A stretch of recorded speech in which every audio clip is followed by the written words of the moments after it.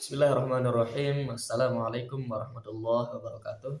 Perkenalkan, nama saya Ahmad Halil Tajwani. Saya mahasiswa aktif Universitas Islam Negeri Mataram semester 3 di program studi pendidikan Bahasa Arab Fakultas Tarbiyah dan Keguruan.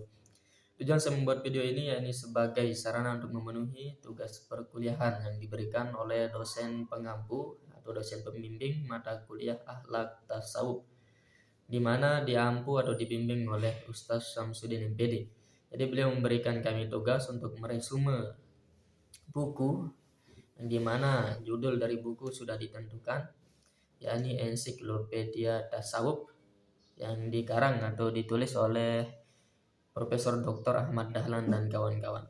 Karena tapi buku tersebut sudah kami cari di perpustakaan maupun media-media lain, tidak dapat kami temukan. Akhirnya kami menggunakan alternatif lain yang disuruh sama dosen juga, yakni menggunakan buku yang lain yang serupa dengan buku tersebut yang tidak mempengaruhi judul besarnya. Jadi kami di sini mengambil buku yang berjudul Ensiklopedia Tasawuf Imam Al-Ghazali yang ditulis oleh Muhammad Abdul Mujib Safiah Haji Ismail. Muhammad Abdul Mujib Safiah dan Haji Ismail. Buku ini berjudul Ensiklopedia Tasawuf Imam Al-Ghazali.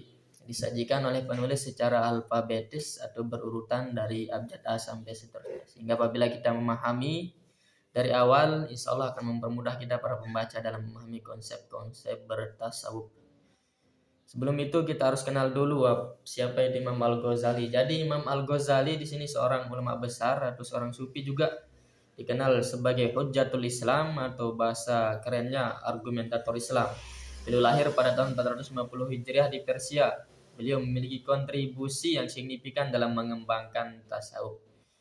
Nama lengkap beliau yakni Abu Hamid Muhammad bin Muhammad At-Tusi Al-Ghazali, akan tetapi beliau lebih dikenal dengan panggilan Al-Ghazali. Panggilan Al-Ghazali ini merujuk pada kampung halaman beliau di Ghazala atau Ghazal dan pekerjaan ayah beliau yang seorang penenun wol. Bagaimana yang saya sebutkan di atas tadi, bahwasanya buku ini disusun secara alfabetis. Jadinya dimulai dari abjad A. Abjad A di sini membahas tentang Allah. Allah adalah sebutan untuk Tuhan yang Maha Esa, Maha Kuasa, dan Pencipta alam semesta. Nama Allah merupakan satu-satunya isim alam yang merujuk langsung pada Zat yang Maha Suci. Sementara nama-nama lainnya menunjukkan sifat-sifat Allah. Kata Allah kemungkinan berasal dari kata ilah atau Tuhan yang disembah, atau bahasa Aramea juga Allah. Manusia telah mengenal konsep ketuhanan dan menyebut Allah sejak zaman kuno dengan berbagai istilah.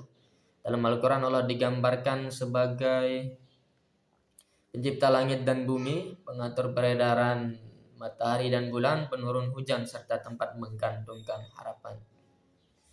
Masih di huruf A, kemudian selanjutnya dibahas tentang abdun.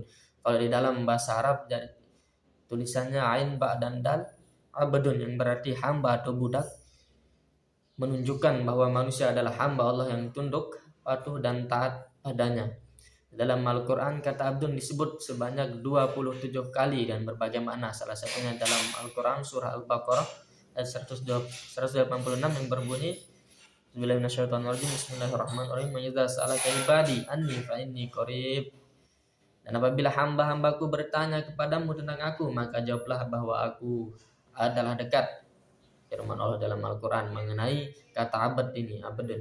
Ayat atas menunjukkan hubungan sang Khalik dengan makhluknya sangatlah dekat. Mana dekat di sini merujuk pada dekat secara ilmu, pengawasan, dan melalui doa. Allah Maha mengetahui segala sesuatu, bahkan isi hati manusia. Kedekatan ini bukan hanya fisik, tetapi kedekatan sifat dan ilmu Allah yang meliputi segala-galanya. Kemudian salah satu tokoh tasawuf atau tokoh sufi yang terkenal di sini Abdul Qadir Al-Jailani. Beliau juga sebagai pendiri tarekat Qadariyah. Beliau banyak belajar pada ulama-ulama besar, bahkan beliau juga belajar kepada Nabi Khidir alaihissalam. Berbekal dari pengalaman dan ilmu yang beliau pelajari, beliau menjalani hidup yang mandiri dan zuhud layaknya seorang sufi. Seorang sufi lainnya. Beliau banyak mengisi waktunya dengan beribadah dan mendekatkan diri kepada Allah sebagaimana kebiasaan seorang sufi. Prinsip-prinsip tasawuf dari Imam Abdul Qadir Al-Jailani diantaranya yakni tasawuf harus berlandaskan syariat. Maksud dari berlandaskan syariat di sini yakni beliau menegaskan setiap jalan tarekat yang tidak diikat oleh syariat adalah kesesatan. Kemudian beliau juga menegaskan amalan sufi tidak boleh bertentangan dengan Al-Quran dan Sunnah.